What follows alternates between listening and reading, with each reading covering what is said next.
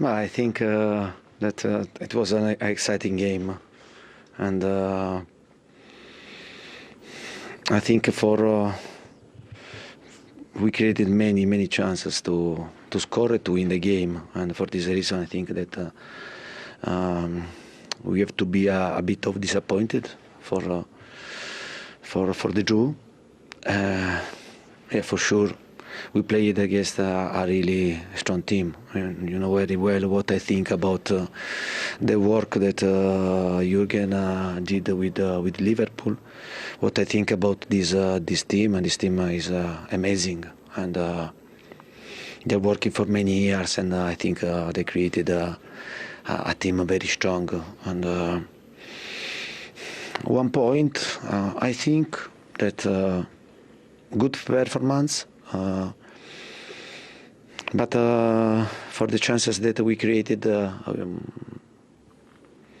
we go to home with the thought that instead 1 point could be 3 points.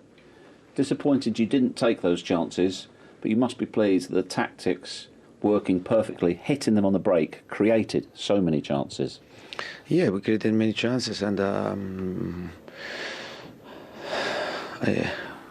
we played, and we studied. No, we studied Liverpool, and we prepared a plan to play against them. And for sure, you are in a great difficulty, because when they have the ball possession and then they keep high intensity, it's not simple to defend 8 against 8. But at the same time, we created many chances with the possession ball, and I said that during the press conference, the game it will be very difficult, but when we are in possession, we can create problems to Liverpool. I think this happened today, but I think the supporter they have seen a good game and a exciting game. Could you have had any complaints if Harry Kane had been sent off? No, honestly, and I don't want to speak now about the decision of the referee, and I think that the game was good, but for both teams, and Harry played a good game. He scored 1 goal, and for him and for us is vital, a goal of vital importance. And I think he had also chances to score other goals, and he's an important player for us. And we are happy that now tonight in an important game he scored. What did you make of Dele Alli's performance today? And did we see a little bit of the old Dele Alli today? Dele, for me, he played a good game. And I think that with this formation, with the 3 midfielders, he can play as a midfielder, and I think he's strong physically, he's a good technique, he's good in penetration. For sure, also for Dele, is if he was a bit effective, he could score, but the performance was good, a good performance for Dele. But for me, it's important to understand about the players that I can count, no, for the future, and for the squad, and also to find the right solution also as formation, because previously we played with a 3-4-2-1. Today we played with a 3-4-5-2. To have these two possibilities is good for me, is good for the team, and also because in this way we give the possibility to many players to be involved in our squad. That's not what I saw. I saw a big fight from my side. So in the first half, a good game of My team, second half, not exactly as good because I think we felt the intensity of the last few weeks, and the opponent got pretty much like finished warming up after the first half. Let me say it like this: all of a sudden they looked fresher. Yeah, but of course, scoring the second goal is great. Conceding the second, not so much. It's a good pass, and Ali saved our life in similar situations a couple of times because obviously we changed complete midfield. These passes should not be that simple, but it happened, and then you need a goalie, offensive-minded goalie. He was there in that moment. He missed the ball, and that's why they can score their second goal. Yeah, but there was a lot of other things, obviously, which were pretty influential in this game. But some of these questions were probably better to ask Mr. Tierney, what he thinks. Well, if I can ask you first and foremost, Harry Kane's yellow card, for you, should have been stronger? It's a bit, yes, definitely. I think, okay, we can say you can give Robbo a red card. It's not the smartest challenge of his life. That's how it is. But that's definitely a red card. There's no doubt about that. Now people will say, but his leg is in the air, but it's just pure coincidence. And Harry cannot judge that. When Robbo's leg is on the ground, then it's a broken leg, no doubt about that. So there are no two. And now it's a question. Why isn't... So we have a VAR sitting there, and he thinks, have a look again at the Robertson situation. Fine, that's what he's there for. What did he do in that situation? And the penalty situation with Diogo Jota. Mr. Tierney told me he thinks Diogo stops on purpose because he wants the foul. First and foremost, if you want to shoot, you have to stop because you cannot run and shoot in the same moment. So that would always be helpful if you would have played football yourself in the past. But when you see the situation back, and again, the VAR is there, where is he stopping? It's just the two players clean the 6-yard area with two challenges against one player and the player's down, and that's I don't understand that. But in the end, it's fine. The draw is okay and all these kind of things. We are not that crazy that we think we cannot draw at Tottenham. That's fine. But these situations are crucial. They are decisive situations. So come on, it's a super play. I think Naby played a pass, great vision, first touch good, and then somebody finished the situation off in a not really football legal way, and the ref and the VAR doesn't say a word. I have really no idea what his problem is with me. Honestly, I have no idea. I have no problem. I think in the beginning I was a bit more emotional during the games, but it's not allowed in a situation like this to be a bit more, because I have nothing with Mr. Marin. It was all fine, but he obviously felt, I don't know what he felt in that moment, and comes over and gives me a yellow card, which is fine, but I would have preferred the right decision on the pitch. Is that the biggest frustration for you, the inconsistency? Of the ref? Yeah, of course. But not the other. Of course. That's how it is. Look, our situation is really, the situation for no football club is easy, but because we have they come back from quarantine, we have our complete midfield, which played the last few weeks. We have with the best centre half in the world in quarantine and all these kind of things. And we lose our captain on a match day. All this kind of, that's not easy. So you cannot expect now really that we play the best football game of the season. You have to fight through it, and that's what the boys did. I'm really happy with that. But you need just an objective ref who sees the situations and judges them, and not like opinions. And when he told me that he thinks he stops on purpose, that's incredible. He had the best spot on the pitch. He was 8 yards away and doesn't give it. So I said, you have to ask him what's his problem is with me. He's animated Jurgen Klopp, and they are big moments in the game. We'll come to the penalty in a moment, but first of all, let's start with Harry Kane. 20 minutes in. How big a call is this? Were you surprised even an on-field review wasn't asked for? Yes, I was. I was surprised at that. There was a lot of force in it. He was out of control, really. It was with his studs. You know, it catches Robertson nowhere near the ball. You know, I've seen worse, put it that way. And if he gives a yellow, then do you know what? Which he did, obviously. I'm not sitting here thinking, oh, you know, we need to make it's the inconsistency of the later one that, hang on a minute, if you're not going to look at that after that, then you can't look after that. But you had a completely different view, even long before Andy Robertson's challenge about that one. Yeah, I think it's a red card, yeah. I think Michael's got a spot on. He's out of control. It's a reckless challenge. I think worst case, he goes to Tierney, have a look at this.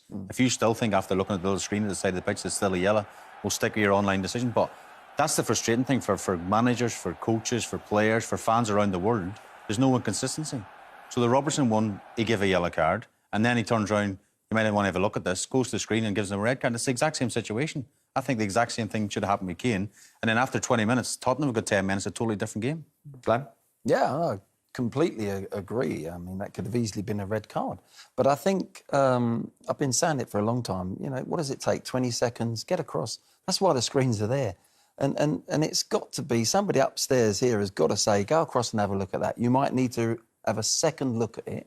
And if he thinks it's still a yellow, at least I think managers and fans and players understand that.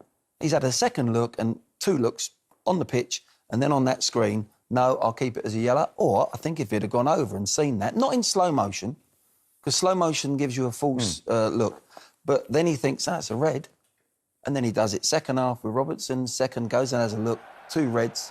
I don't think anyone's complaining. And do you agree with Jurgen Klopp in the fact that he's just said that wasn't the smartest challenge of Andy Robertson's career, the one in the second half, that if they'd gone and looked at the Harry Kane one, then they'd had no problem with looking at this one? Yeah, exactly. That's what we're saying. I think consistency is the word. And yes, that's a red card as well, in my opinion, both of them. But originally he gets the yellow. That is rash. That is rash. And both of them were rash. Both of them were poor challenges.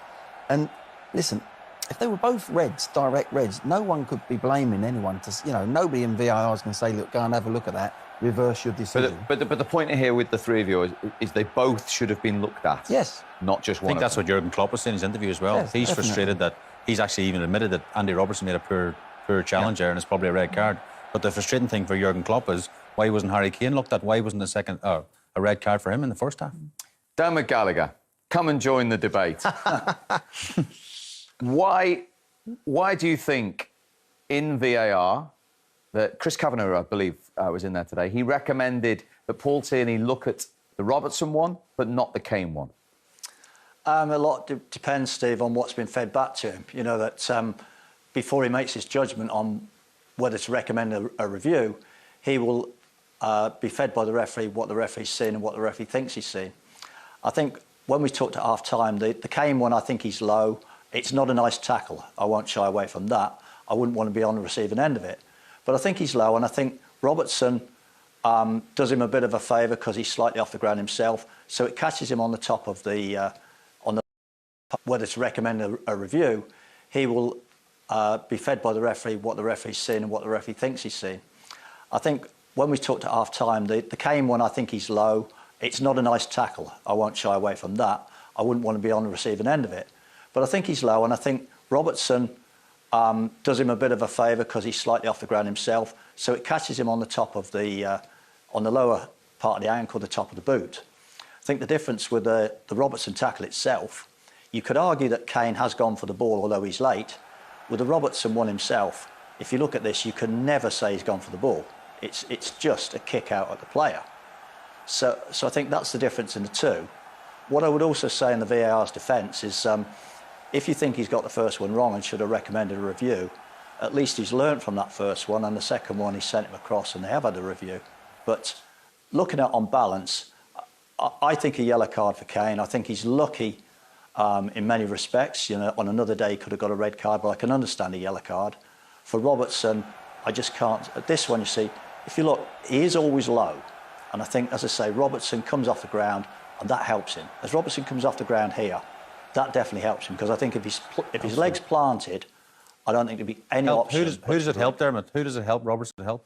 Helps Harry Kane. Absolutely, Shay. Absolutely. That's does exactly my does point. not help Robertson getting a broken leg as well. Maybe that's why he's done it. Shay, I'm absolutely with you. I agree with you 100%. But I just think, in the referee's eyes, when they look at where the point of contact is, Shay, that because Robertson has lifted slightly off the ground, probably instinct, call it what you like, I think that's what's helped Harry Kane.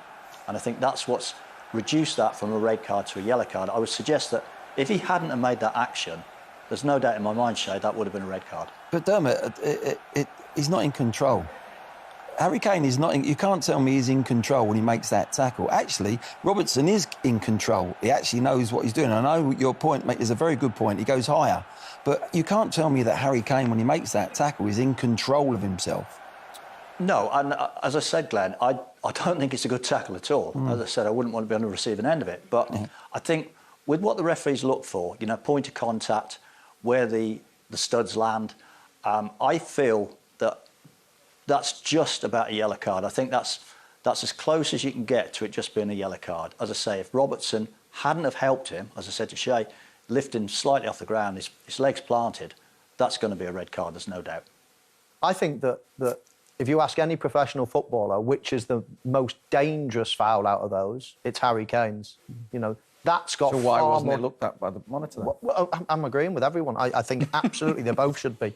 But, you know, I hear what Dermot's saying. You know, he's just off the floor and all the rest of it. And, of course, Glenn's is a good point as well. But in terms of if you're talking about endangering the safety of players, which we hear the referees say a lot of the time, well, if there's one that's going to get a red and one that's going to get a yellow, it's reversed in terms of endangering the safety of players. Now, I could sit here and make a case, actually, for them both being yellow, because I think they're both sort of just under a red and probably and over a yellow. I think most but I don't managers think would there's have sympathy anything with you, to use Glenn's word, consistency then. Yeah. Either they're both yellows or they're Absolutely. both looked at a monitor And that's what- they're both red. exactly what we're saying. And let's not forget the penalty incident, because that should have been looked at as well. It has to be looked at. How that can't be Well, looked at. it will have been looked at. Yeah, OK. Well, how the referee's not been asked to go to the monitor then? I mean, it has to... It has to be. You know, the referee, the VAR's got to look at that and think, oh, wow, that's a penalty, actually. Well, we've heard through Jurgen Klopp, Paul Tierney's interpretation, he thought Jota stopped Yeah. and didn't try and OK, gain so the it's ball. down to the VAR to say, well, I'm not sure about that, Paul, Mr Tierney. But Chris Kavanagh obviously was You sure. should... well, if he was, then... Is that I'm the watching subjective area I'm watching then, a different game. Dermot? That's subject. All decisions that are not factual, you know, offsides, is it in the penalty or outside, Steve, are subjective, and I think that's why we debate football so much. Well, could you have understood if he'd recommended Paul Tierney having a look at this? Definitely. I said to you at half-time, I think this is a penalty.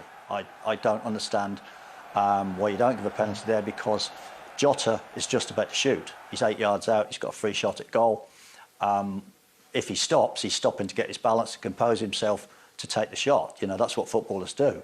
But for me, you know, if you make a challenge like that from behind, you must win the ball. The only certainty in that incident that's not debatable is he didn't win the ball. Yeah, it's a penalty. But I think where the referee's coming from, when it happened, my instinct as a professional is Jota's waiting to be touched. He's not even thinking of shooting. And I think we knew that. We both sort of half agreed with that, Michael, didn't we? We looked at it and we went, he could have took his shot. He was about to, but he was waiting to be touched. He gets touched. It's a foul. And I think that's professional. That's a real striker. Look, boom. He actually even goes a little bit, his body weight, a little bit towards getting hit. Yeah. He goes towards him. Look, there. And he's waiting for that to happen. And it happens. And it's a penalty. Look, boom. But I think he's been very clever there as a striker. And Dermot, Jurgen Klopp felt Paul Tierney was in an excellent position for that. Well, you see, if you see the angle from behind, Steve, you see that he's directly in line with Jota, and what he does, he cuts the grass, as the referees term it, where he throws his arms out wide. You know, he gives it that. It's not a foul. You know, so not only has he got the perfect view, but he's made a decision based on what he's seen. This is it. This is the angle. What's the referee now? No. He couldn't have a better view. So that's why I think he'd have fed back to the VAR. This is what I've seen. And the VAR will say, well, it's not a clear and obvious error. And the thing I tried to explain at half-time is the VAR is not there to judge whether the referee's made it right or wrong.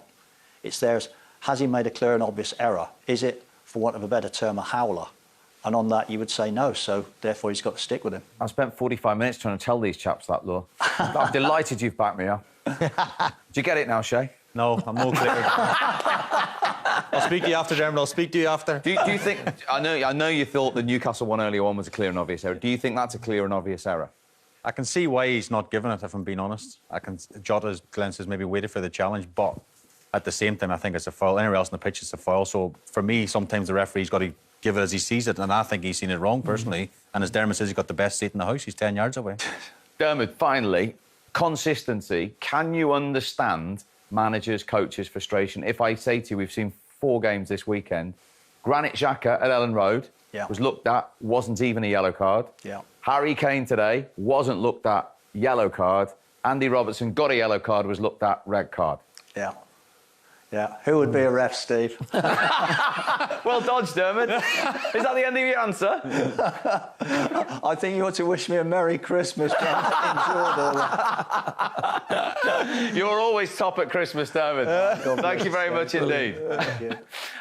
From a manager's point of view, when you put it like that, though, with those three, where is the consistency? No, that's all you're looking for. You know, listen, the game's played so quick nowadays, and referees have got real tough decisions to make, split seconds. You know, even in a perfect position, the referee was in a perfect position for that penalty, and he still said no. He thought it wasn't a penalty, but you know, it's the consistency. Go to. They've got to use that screen more for me. I've been saying it for a long time, just to allow them to make. We want the correct decisions. That's what we want within the laws of the game, and that's an easy one. It's either a penalty or it's not. The referee has gone no. I think upstairs you've got to say. I think just go and have a look at that yourself. You might still say no penalty. So the game plays on after it, you know, after a dead ball. But at the end of the day, I think we've got to make it easier for the referees. They've still got split-second decisions to make. Yet when you go back and have a look on the screen, that's what VAR is about, surely. I don't get this about, it's a howler. You know, let's make correct decisions, not howler, if it's a howler or not a howler. For me, VAR is there to be used to make the correct decisions. And I give it back to the referee on the pitch to then go and reassess, change his decision or stand by it. And I think we'll have a much clearer picture that way. Steve, people will accept the decision far more, fans, managers, players, if someone just goes, the referee goes to the monitor and still makes a mistake. Well, at least you've had another look, and OK, we'll then debate it. We'll all say, well, I think he got it wrong. But also playing devil's advocate, they keep more. telling us we don't want to be up the monitor five or six times. But I mean, they're game. big ones. I don't think it will be big ones. It's a sending off, which changes the game. It's a penalty. They're the big moments, like Klopp said. They're massive moments in a season, let alone a game. They can change people's seasons. They can change people's jobs as a manager. You can get so that's massive. You know, they are big, but I don't think, you know, I'm not for everyone, you know, every 2 minutes a referee's going to watch them. It's not going to work out like that anyway. But I think these big decisions need to be looked at.